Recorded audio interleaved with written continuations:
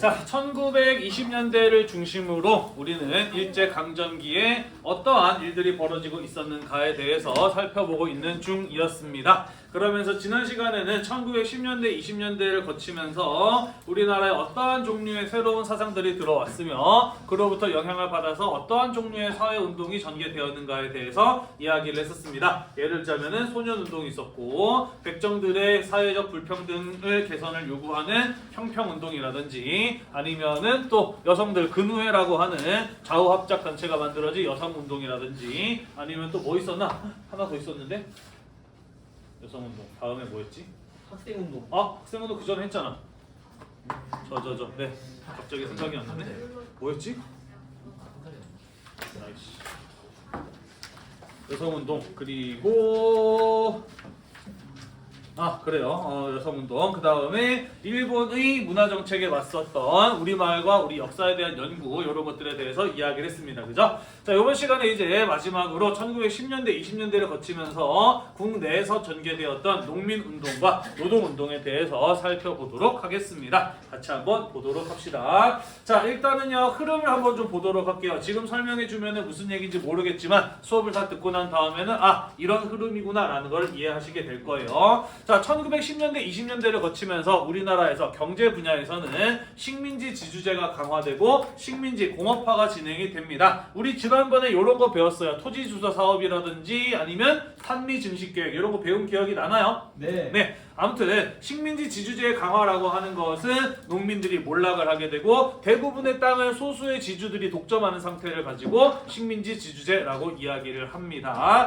자 그러면서 먹고 살기 힘들어진 농민들의 경우에는 농사짓기 위해서 반드시 지주에게 땅을 빌려야만 했어요. 그런데 땅을 빌리면 땅을 빌린 값 소장료를 내야 되잖아요. 그죠? 자, 그리고 그 소장료에 대한 부담이 워낙 컸기 때문에 먹고 살기 힘들었던 농민들이 이렇게는 못 살겠다라고 하면서 저항을 합니다. 그게 바로 소작쟁의라고 하는 것이에요. 자, 한편 일본의 기업이 국내에 진출하면서 많은 공장들이, 회사들이 만들어지게 되는데 한국인들을 낮은 임금을 주면서 장시간 노동을 시키는 등 아주 철저하게 우리나라 사람들의 노동력을 뽑아먹는 이런 어떤 모습의 공업이 발전하게 되죠. 자, 그러면서 임금 인상 같은 것들을 요구하는 노동자들의 저항, 파업과 같은 것들이 나타나게 됩니다. 자, 이러한 양상은요, 1920년대 중후반으로 가게 되면서 사회주의 사상이 들어오게 되면서 더욱더 확산되어 나가죠. 사회주의 운동가들이 이러한 농민과 노동자들을 조직해서 더욱더 확대시켜 나가는 모습을 보이게 돼요. 그러면서 조선 노농총동맹이라고 하는 단체가 만들어졌다가 각자의 분야에 집중하기로 하면서 조선 농민총동맹과 조선 노동총동맹이라고 하는 것이 만들어지게 돼요.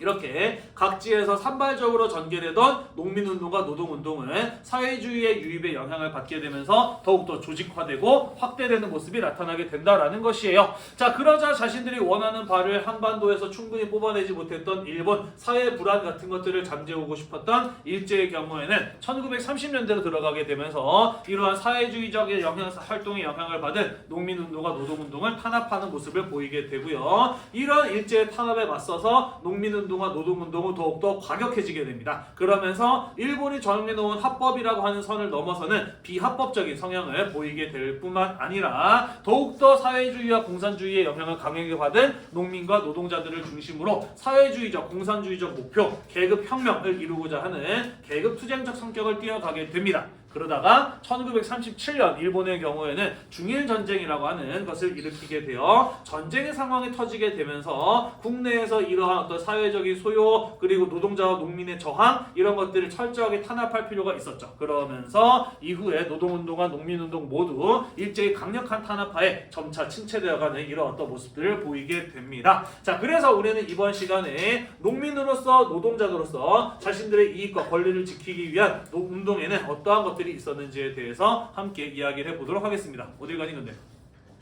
조퇴하는 거야? 단순하게 말씀드리고 가요. 제가 이름이 뭐지? 재진이구나. 워낙 가끔 얼굴을 보는 친구라서 알아보기가 힘들어. 재진이가 30번.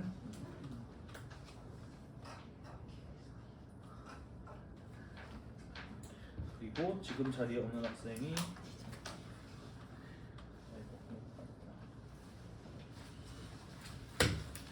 잠시만요.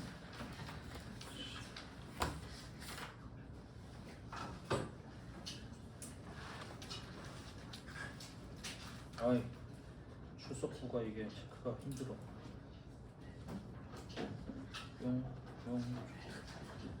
오케이.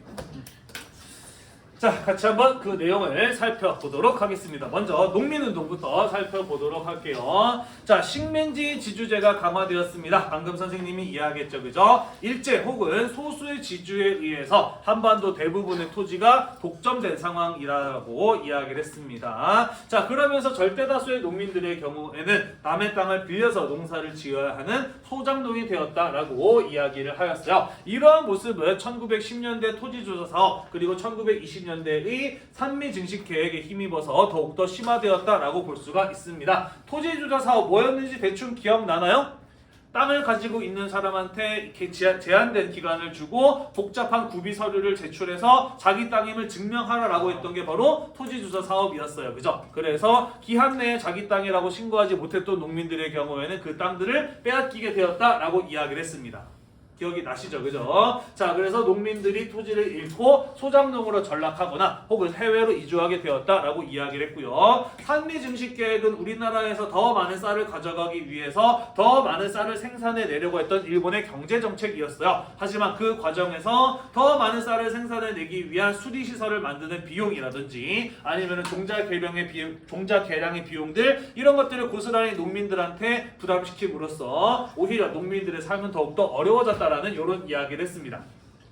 기억이 나시죠? 그죠? 자, 그러면서 여기 그래프를 봐도 알겠지만은 1910년대에서 20년대, 30년대로 가게 되면은 남의 땅을 빌려서 농사를 짓는 소작농의 비율이 점점 더 늘어나는 이런 모습들을 볼 수가 있어요. 그죠? 반대로 자기 땅을 가지고 농사를 짓는 농민들의 비율은 점차 줄어드는 모습들을 볼 수가 있는 것이죠. 극소수의 지주들에 의해서 절대 다수의 토지가 독점되어 있는 상황, 우리는 이런 상황을 식민지 지주제 그리고 그런 상황의 강화라고 본다라는 것이죠. 대충 이해가 되시나요? 네, 단순히 농민들이 토지를 잃어서 남의 땅을 빌려서 농사를 짓게 되어야 된다. 아, 그랬구나 하고 넘어갈 만한 문제가 사실은 아니에요. 왜 그러냐면은 내가 먹고 살기 위해서는 땅이 반드시 필요한데 땅을 가진 사람한테 빌려야 그 땅에서 농사를 지을 수가 있을 거 아닙니까? 그죠? 그렇기 때문에 단순히 우리가 집 살 때처럼 그냥 집 주인하고 계약하고 집 빌릴 때 전세 계약하고 이런 거하고는 또 완전히 다른 차원의 문제였다라는 것이지. 예를 들어볼까요? 자, 내가 지주예요. 그리고 여러분들은 땅을 빌려야 되는 농민들이야. 그럼 내 앞에서 행동을 함부로 할 수 있을까? 아닐걸? 나한테 만약에 밉보이게 되면 너 내년부터 내 땅에서 농사 짓지 마 라고 하면 굶어 죽게 생겼는데? 그죠? 보일 때도 잘 보여야 되고, 그죠? 내가 여러분들에게 있어서 조금 부당한 요구를 하더라도 그것을 거부할 수 있을까 없을까?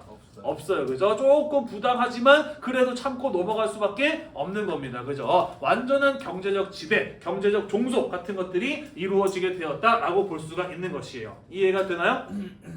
네. 자, 그런 상황이다 보니 1919년 3.1운동 이후에 우리나라의 사회주의 사상이 들어오게 되는데 그 확산의 속도가 느렸다 빨랐다? 상당히 빨랐다. 왜? 사회주의 공산주의는 어떤 나라에서 빠르게 번지기 때문에? 가난한 나라, 못 사는 나라에서 빠르게 번지기 때문에, 그죠? 힘들게 먹고 사는 농민들이 많았기 때문에 사회주의가 우리나라에 빠르게 흡수되었다라는 것이고요. 그러면서 이 사회주의 운동가들에 의해서 농민들의 이익을 지키기 위한 농민 옹호단체, 소작인 조합 같은 것들이 만들어지게 되는 것이고, 이런 것들을 중심으로 이러한 식민지 지주제에 대한 저항 같은 것들이 일어나게 되었다라는 것이에요. 대충 이해가 되셨나요? 네. 자, 농민들의 저항의 대표적인 형태는요, 바로 소작쟁의라고 볼 수가 있습니다. 소작쟁의란 무엇이냐? 소작의 조건을 개선시킬 것을 요구하는 농민들의 집단적인 행동이라고 볼 수가 있습니다. 대체로 어떤 내용이라고 볼 수 있냐면요, 소작료 보통은 한 50% 정도의 소작료를 받았습니다만은 때로 나쁜 지주들의 경우에는 그 이상 70, 80%의 소작료를 받는 경우들도 있었어요. 소작료 너무 비싸다, 좀 낮춰달라 라는 그런 어떤 요구였던 것이죠. 이해되시나요? 네. 아니면 지세부담의 전가를 반대하는 형태가 나타나기도 해요. 지세부담 뭔가요? 세금은 땅 주인이 내야 되나요? 땅을 빌린 사람이 내야 되나요? 토지세는? 토지세. 땅 주인이 내야지, 그지? 토지 보유의 대가로 내는 게 토지세니까요, 그죠? 자, 하지만 내가 땅 주인이야. 여러분들이 나한테 땅 빌리는 농민들이요. 야, 나 토지세 내기 싫은데 네가 좀 내면 안 돼? 라고 하면 거부할 수 있어요, 없어요? 물론 거부할 수도 있어요. 그죠? 하지만 아까 어떤 상황이라 그랬어요? 지주한테 어떻게 해야지? 잘 보여야지 내년에도 땅을 빌릴 수 있는 상황이라고 했어, 그지? 그러다 보니까 원래는 땅 주인이 내야 되는 세금도 소작농들이 부담해야 되는 이런 일들이 벌어지기도 하였다라는 것이죠. 이해가 되나요? 이런 거 왜 우리가 내야 됩니까? 우리한테 넘기지 마세요. 라는 이런 어떤 저항이 일어나기도 하였다라는 것이고요. 소작권 이동 반대라고 하는 건 무엇이냐? 이런 거죠. 내 말 안 들어? 그럼 너 내년부터 내 땅에서 농사 짓지 마. 라는 식으로 한 번 준 소작권을 지주 마음대로 없앤다 어쩐다 이렇게 협박하지 말 것을 요구하는 것이었다라는 거예요. 대충 이해가 되나요? 네. 자, 그래서 농민들의 경우에는요, 이런 것들을 요구하기 위해서 농사가 끝난 뒤에도 계약했던 소작료를 내지 않으면서 버티거나 아니면 아예 농사 자체를 시작을 하지 않는 겁니다. 우리가 굶어 죽겠지. 하지만 너도 이에 대해서 피해를 볼 걸? 이런 식으로 같이 죽자라는 식으로 버티는 거예요. 또는 단식투쟁. 이러한 방법들을 이용을 해서 국가나 지주가 본인들이 원하는 소작 조건의 개선을 받아줄 것을 요구하는 농민들의 집단적인 저항, 우리는 그런 것을 가지고 소작쟁의라고 부른다라는 것이죠. 이해가 되나요? 예. 이런 것들이 1920년대 초반부터 활발하게 전개가 됩니다. 자, 일제강점기에 있었던 대표적인 소작쟁의 사건으로는요, 1923년에 있었던 암태도 소작쟁의 같은 것을 예를 들어볼 수가 있습니다. 일제강점기를 대표하는 소작쟁의이고요. 만약에 이 부분에서 시험 문제가 나온다면은 암태도 소작쟁의가 나올 확률이 굉장히 높다라고 볼 수가 있습니다. 자, 어떤 사건이었냐면요, 전라남도 신안군에 암태도라는 섬이 있었고 그 땅의 주인은 문제철이라고 하는 조선인이었어요. 자, 그런데 이 사람은 굉장히 나쁜 지주라서요, 농민들에게 소작료를 무려 70~80%나 걷어갔어. 그러니까 1년 동안 농사지어서 100만원 벌면 그 중에 70만원 내지 80만원을 땅 빌린 값으로 내놓으라고 한 겁니다. 그죠? 자, 그래서 암태도에서 이 땅에서 빌려서 사람 땅을 빌려서 농사를 짓는 농민들이 소작인 조합을 만들고 소작인회를 만들고 1년 동안 소작쟁의를 이어간 사건이 바로 암태도 소작쟁의라고 하는 사건이었습니다. 자, 소작농들은 어떤 식으로 버텼느냐? 소작료를 내지 않고 소작료 납부를 거부하면서 1년 동안 버텼어요. 자, 그래서 화가 난 지주였던 문제철이 폭력배들을 동원을 해서 농민들을 구타하는 사건이 벌어지게 됩니다. 자, 그런데 아무리 깡패들이 덩치가 크고 힘이 세다고 하더라도 생존의 위협을 받은 사람들의 이 도끼를 이길 수가 없죠. 그죠? 화가 난 농민들이 몰려가서 문제철에 고용한 폭력배들을 폭행하기 시작을 해요. 자, 그러면서 폭력배들을 맞으면서 쫓겨나고요. 그거를 또 문제철이 경찰에다 신고를 해서 폭행하는 농민들을 경찰서에 잡혀가게 만듭니다. 자, 그러자 소작인회의 농민들 그의 가족들이 법원 앞에 몰려가서 단식투쟁을 하면서 억울하게 잡혀간 우리의 가족과 농민들을 풀어줄 것을 요구하는 저항을 하게 되고요. 여기 그림에 나와 있는 것처럼 문제철 집 앞에 수많은 사람들이 모여서 천막을 펴고 앉아있는 겁니다. 자신들의 요구 조건을 들어줄 때까지 그 앞에서 버티는 이런 어떤 행위를 하게 됩니다. 자, 이게 1년 넘게 이어지게 되면서 굉장히 사회적으로 큰 이슈가 돼요. 그러면서 각지에서 이 농민들을 무료로 변호해주겠다는 변호사들이 몰려드는 등 굉장히 큰 이슈가 됩니다. 그러면서 문제철과 일제 경찰의 경우에도 이러한 사회적인 압박감을 느끼게 되면서 결국 이 문제철이라고 하는 사람이 농민들의 요구를 수용을 해서 소작료를 40%로 낮춰줬던 사건이 바로 이 암태도 소작쟁의라고 하는 사건이었어요. 대충 이해가 됐나요? 네. 자, 그래서 워낙 규모도 컸고 오랫동안 이어졌을 뿐만 아니라 또 성공까지 했기 때문에 일제강점기를 대표하는 소작쟁의로 꼽히는 사건이 바로 이 암태도 소작쟁의라고 하는 사건이었다라는 것이에요. 이해가 되시죠? 자, 이런 사건들을 겪게 되면서 농민들은 자신감 같은 것들을 갖게 되는 것이고요. 1920년대 중반으로 넘어가게 되면서 농민들이 자신들이 똘똘 뭉쳐서 자신들의 권리와 이익을 지켜내야 된다라는 생각, 농민들의 저항의식 이런 것들이 더욱더 성장해 나가게 되는 것이죠. 이후에는 소작농뿐만 아니라 자기 땅에서 농사를 짓는 자작농 같은 사람들도 가입을 받아주면서 소작인 조합이 농민조합으로 확대 개편이 되고요. 이후에 사회주의 사상이 들어오게 되면서 전국적인 농민 조직인 조선농민총동맹 같은 것들이 만들어지게 됩니다. 그러면서 농민들의 이러한 저항, 사회적인 운동이 일정 지역뿐만 아니라 전국적인 현상으로 그 규모가, 조직이 확대, 발전되어 나가는 모습을 볼 수가 있었다라는 것이에요. 이해됐죠? 네, 별로 어려울 것 없었을 것이라고 생각을 해요. 자, 이러한 어떤 사회적인 분쟁과 소요 이런 것들이 점차 커가게 되면서 일제의 경우에는 부담을 느꼈고요. 뿐만 아니라 일본의 경우에는 사실 자기 나라의 산업 발전을 위해서 조선에서 더 많은 농업 생산물들을 가져갈 필요가 있었거든. 그런데 이렇게 농민들의 집단적인 저항이 일어나게 되자 이에 대해서 불안감을 느끼게 됩니다. 뿐만 아니라 사회주의 공산주의 사상의 경우에는 일본의 산업 발전을 무너뜨리려고 하는 위험한 사상이잖아요. 그죠? 그래서 1930년대로 들어가게 되면서 일제의 이에 대한 탄압이 더욱더 강화되는 것이죠. 자, 하지만 일제의 탄압이 강화되면 강화될수록 더욱더 이 농민들의 저항은 거세게 일어나게 되었다라는 것이에요. 사회주의자들과 연계해서 일본이 정해놓은 합법적인 법의 테두리를 그 넘어서는 비합법적인 성격의 농민운동이 일어나게 되었다라는 것이고요. 이러한 일제의 탄압으로 인해서 농민들의 계급의식 이런 것들이 더욱더 강해지게 되죠. 그리고 사회주의 영향을 더욱더 강하게 받게 되면서 단순히 자기들이 먹고 사는 문제에 대한 해결을 요구할 뿐만 아니라 계급혁명, 사회주의 혁명 같은 것들을 목표로 하는 이런 어떤 혁명적인 성격의 농민조합 같은 것들이 만들어지고 활동하는 모습들 볼 수가 있었다라는 것이에요. 그러면서 농민들이 면사무소라든지 일본 경찰관이 주둔하고 있는 주재소 같은 곳들을 습격을 하는 이런 일들이 벌어지기도 하고요. 생존권 투쟁을 넘어선 계급 투쟁적 성격이 강화되는 그런 어떤 모습들을 볼 수가 있었다라는 것입니다. 대충 이해가 되시죠? 네, 그러다가 중일 전쟁이 터지게 됩니다. 우리가 다음 시간에 배울 텐데요. 일본의 경우에는 경제 위기를 극복하기 위해서 만주를 침략하고 중국 대륙을 침략하고 나중에는 미국과도 전쟁을 벌이게 됩니다. 그러면서 전쟁의 규모가 점점 더 커지게 되면서 일본은 전쟁 물자의 부족에 시달리게 되고요. 그러면 그럴수록 더욱더 철저하게 부족한 전쟁 물자와 전쟁터에 내보낼 사람들을 조선에서 식민지에서 뽑아내는 이런 어떤 모습들을 보이게 돼요. 자, 그러면서 소잡쟁이 같은 것들을 아예 원천적으로 강제로 봉쇄하는 이런 어떤 더욱더 철저한 탄압이 이루어지게 되면서 이후엔 농민운동이 침체기에 빠지게 된다라는 얘기가 되겠습니다. 대충 이해가 됐나요? 네, 자 그래서 우리는 우선 첫 번째로 일제강점기에 있었던 농민들의 저항, 농민운동에는 어떠한 것들이 있었는지에 대해서 쭉 한번 이야기를 해보았습니다. 넘어갈게요. 사실 이 부분을 수업하는 선생님의 기분은 좀 묘합니다. 왜 그러냐면은요, 사실 선생님이 학교 다닐 때는 교과서에 없던 내용들, 안 배웠던 내용들이거든. 왜냐면 우리나라는 분단 국가이고요, 반공주의 이런 것들이 한창 강조되던 때가 있었어요. 물론 나는 그거보다 조금 뒤에 세대이긴 하지만 아무튼 그로부터 영향을 받으면서 사실 이런 사회주의자, 공산주의의 영향을 받은 이런 어떤 일제강점기의 농민운동이나 노동운동 같은 것들을 안 배울 때가 있었거든요. 하지만 우리나라가 많이 민주화되었고요. 그죠?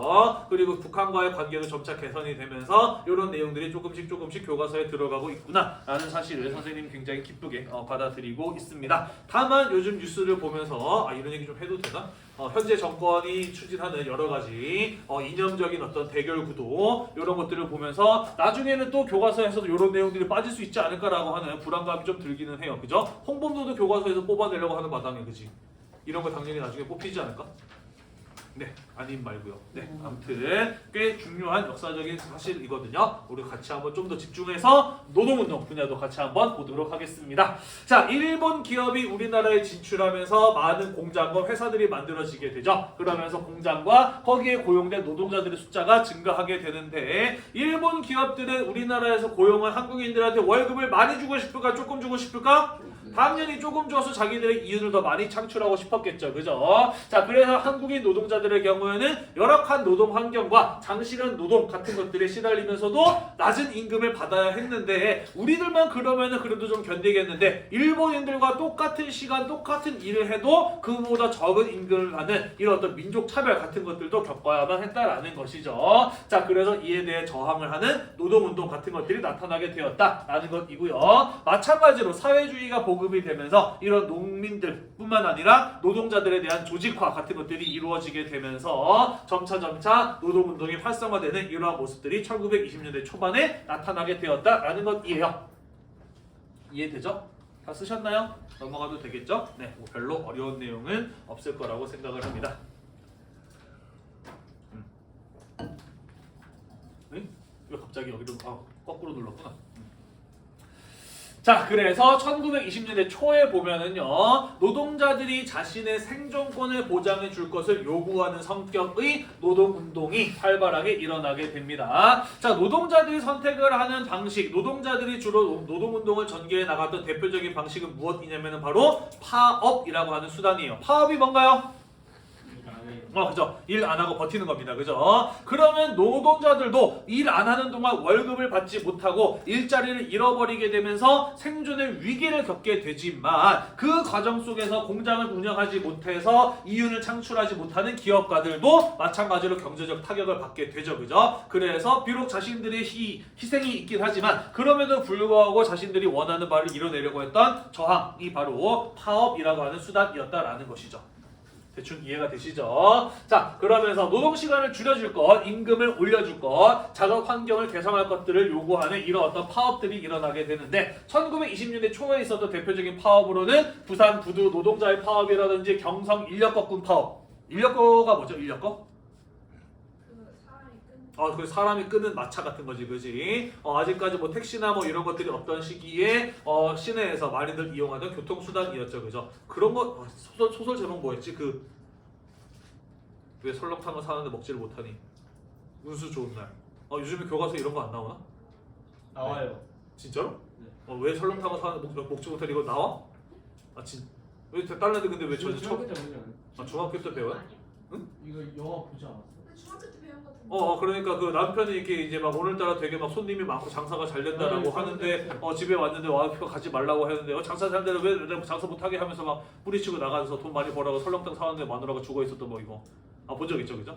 인력거. 네, 그 다음에 경성 양화 서양 신발을 만드는 직공 노동자들의 동맹 휴업이라든지 아니면 경성에서 고무 만드는 여공업자들의 여자 노동자들의 파업 같은 것들이 대표적인 사례였습니다. 자, 몇몇 개의 구체적인 사례만 좀 이야기해 보자면은요, 부산 부두 노동자 파업의 경우에는 1차 세계대전 이후에 그동안 전쟁 상황 속에서 물건 팔아먹으면서 일본의 경제가 성장하다가 전쟁이 끝나니까 일본의 경제가 안 좋아지게 돼요. 자, 그래서 부산 부두에서 물건을 싣고 내리는 하는 노동자들의 임금을 30%다 깎아버리게 됩니다. 자, 그래서 이에 대해 저항하면서 노동자들이 총파업을 하게 되고요. 결국 깎인 임금의 10%를 다시 올리는 데 성공했던 사건. 그러면서 우리 노동자들이 함께 단결해서 하나의 목소리를 내면은 요구 조건을 성공할 수 있구나라고 하는 것을 알게 되었던 사건이 바로 부산 부두 노동자 파업 사건이고요.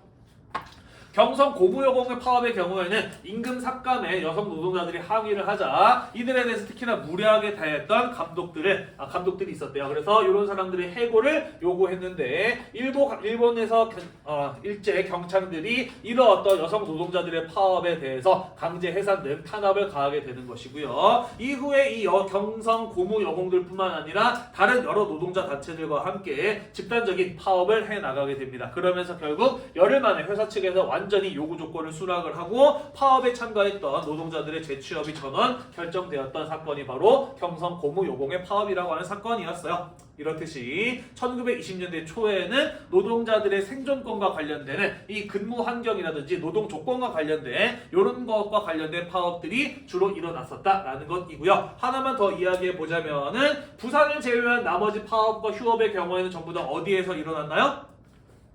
경성이 어디지? 경성이 어딘가요? 네, 일제강점기에 서울을 경성이라고 불렀죠. 주로 서울처럼 공업화가 빠르게 일어난 지역에서 중심으로 파업과 휴업과 같은 노동운동들이 전개되었다라는 것이에요. 이해되시죠? 네, 하지만 이러한 이제 성공의 경험들이 점차 노동자들에게 자신감을 불러넣어주게 되면서 더 큰 요구들을 해나갈 수 있는 노동운동으로 이어지게 되고요. 서울에서 시작된 노동운동은 이후에 전국 각 지역으로 전파가 되면서 지방에서도 활발하게 노동운동들이 일어나게 되는 모습들을 1920년대 중반부터 볼 수 있다는 겁니다. 볼까요?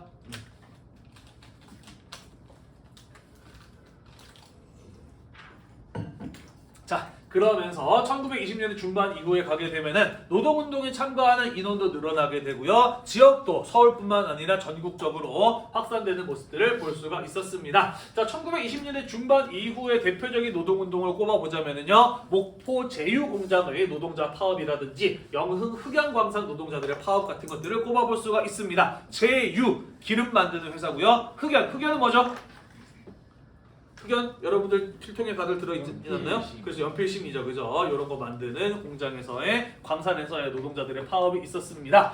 자, 목포 제휴공장 노동자의 파업은 어떤 사건이었냐면은요, 이 공장에서 한 170명 정도의 노동자들이 임금 인상과 노동 조건 개선을 요구하고 파업을 벌였어요. 그랬더니 회사 측에서는 너네 말고도 일할 사람들 많아 라는 식으로 이들을 전부 다 해고하고 새롭게 일할 사람들을 뽑으려고 했어. 그래서 노동자들이 이에 대해서 저항을 하는 모습을 보이게 되거든요. 자, 이러한 저항이 얼마나 이어졌냐면은 3개월이나 이어졌습니다. 자, 이 농민운동과 노동운동에는 굉장히 결정적인 차이가 있어요. 농민운동의 경우에는 농사 짓고 난 것의 일부를 소장료로 내고 나머지는 농민들이 가지고 있잖아, 그지? 그러니까 1년 동안 먹고 살 식량이 일단은 확보된 상태에서 그 다음 해의 노동 조건, 농사 조건을 가지고 소작 조건을 가지고 벌이는 투쟁이란 말이야. 그러니까 암태도 소작쟁이 같은 거는 1년 넘게 진행될 수가 있었던 거죠. 자, 하지만 노동자들의 경우는 어떠느냐? 일을 하면은 한 달치 월급, 일주일치 월급, 하루치 월급 이런 식으로 그때그때 월급을 받아서 살아가는 사람들이 노동자들이란 말이지.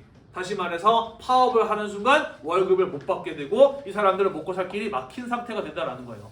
이해가 되시죠? 그럼에도 불구하고 3개월 동안이나 강한 정신력으로 이 사람들은 파업을 이어나갔던 겁니다.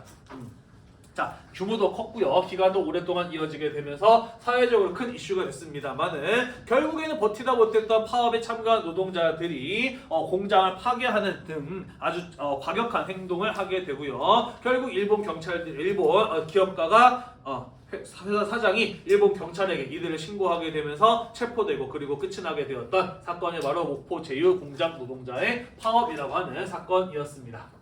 비록 실패로 끝났지만은 꽤나 큰 이슈가 됐던 사건이고요. 영흥은 환경남도 영흥, 그러니까 북한에 있는 지역이고요. 마찬가지로 임금 인상이라든지 노동 조건의 개선 같은 것들을 요구하면서 파업을 전개해 나가게 되는데 회사와 일본 경찰의 탄압을 받음에도 불구하고 영흥 지역의 다른 노동자들과 함께 연대해서 파업을 3개월 동안이나 이어나가게 됩니다. 자, 그러면서 결국 노동자들의 측의 승리로 끝이 나게 되었던 사건이 바로 흑연광산 노동자의 파업이라는 사건이었어요. 자, 하지만 일제강점기의 노동운동을 대표하는 사건은 뭐니 해도 1929년에 있었던 원산 총파업 사건입니다. 만약에 노동운동 분야에서 시험 문제가 나온다고 한다면 이 원산 총파업이 나올 가능성이 굉장히 커요. 아까 이야기했던 뭐였지? 농민운동에서는 암태도 소작쟁이, 노동운동에서는 원산 총파업, 가장 대표적인 사례이거든요. 각각의 하나씩 정도는 좀 기억해 둘 필요가 있다라고 생각을 해요.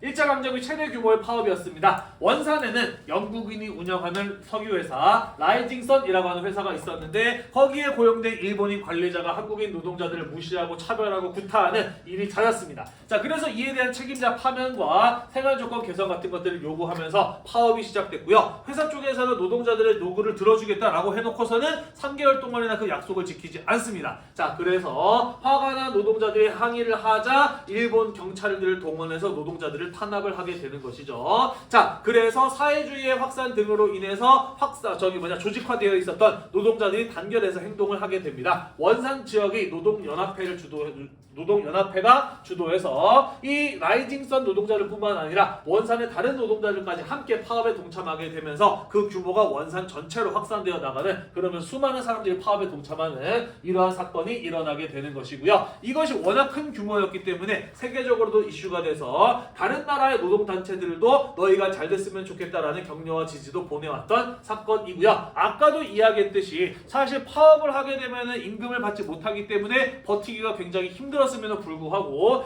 4개월 동안이나 지속되었던 사건이 바로 이 원산 총파업이라고 하는 사건이었던 것이에요.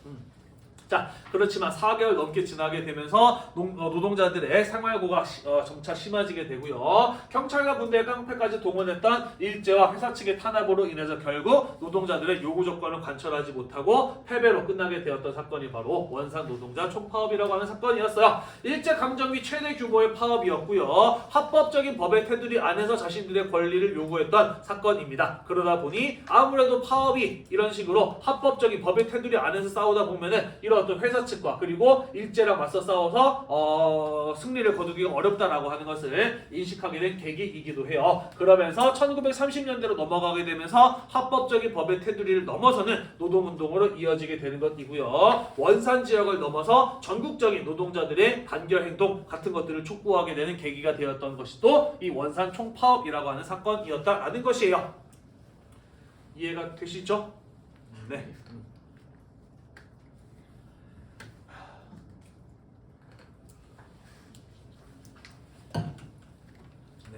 나도 수업의 방식을 좀 바꿔야 될까봐. 맨날 이렇게 교실에 들어와가지고 나 혼자 이렇게 신나게 줄창 떠들고 있으니 다른 과목 선생님들 좀 안 그러시지 않나? 네. 뭔가 활동도 좀 시키고 막 하고 막 그러잖아요, 그죠? 맞아요. 그런 것도 좀 해야 되겠다라는 생각이 들기는 해요. 하지만 한편으로는 그러다 보면 과연 언제 이 많은 내용들도 지도를 뺄 수 있을까라는 생각이 들기도 하고 아무튼 고민이 굉장히 많아지기는 하네요. 나도 저기 어느 선생님처럼 10분 전에 수업실 교실에 들어와가지고 수업 끝나고 난 다음에 쉬는 시간까지 막 수업하고 그래야 되나? 아닌가? 아니면 좀 핵심만 다뤄서 짧게. 지금 핵심만 많이 줄인 건데, 네. 그래서 수업 시작과 끝에 핵심만 요약해서 다시 한번 정리해 주잖아. 한국사 배움책으로 이런 거 통해서. 네, 알겠습니다. 좋은 충고 고맙고요. 노력해 볼게요. 자, 1930년대 아까도 이야기했듯이 이런 어떤 사회적인 불안을 줄이고 싶어 했던 일제, 그리고 한반도 공업화를 통해서 자국의 경제 발전을 추구하고 했던 일본은 이런 어떤 노동운동 같은 것들에 대한 탄압을 더욱더 강화시켜 나갑니다. 특히 아까도 이야기했듯이 사회주의 공산주의 사상의 확산과 운동을 막아야 될 필요가 있었어요. 자, 그래서 일제의 탄압이 더욱더 강화되면서 노동운동을 사회주의와 연계해서 일본이 정해놓은 법의 테두리를 넘어서는 비합법적인 성격의 투쟁으로 이어지게 되고요. 그 과정에서 농민들뿐만 아니라 노동자들의 계급의식도 성장을 하게 되면서 사회주의적 공산주의적 목표, 혁명 이런 것들을 이루고자 하는 혁명적 노동조합의 상태로 노동운동이 전개되는 모습들이 나타나게 되었다라는 것입니다. 그러다가 37년 이후 전시체제로 전환이 되면서 마찬가지로 노동운동 자체에 대한 일본의 본격적인 탄압이 이루어지게 되면서 그 이후로는 점차 노동운동이 침체되는 이러한 모습이 나타나게 되었다라는 것이에요. 대충 이해가 되셨나요?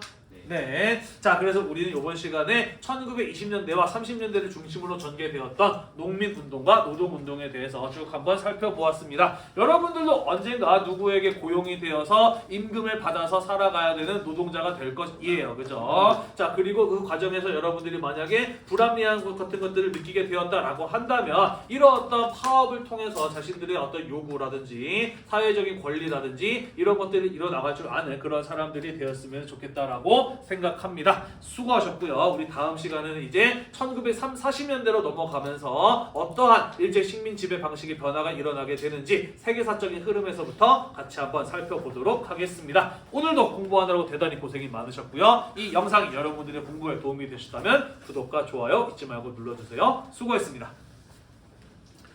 자, 여러분들은 한국사 배움책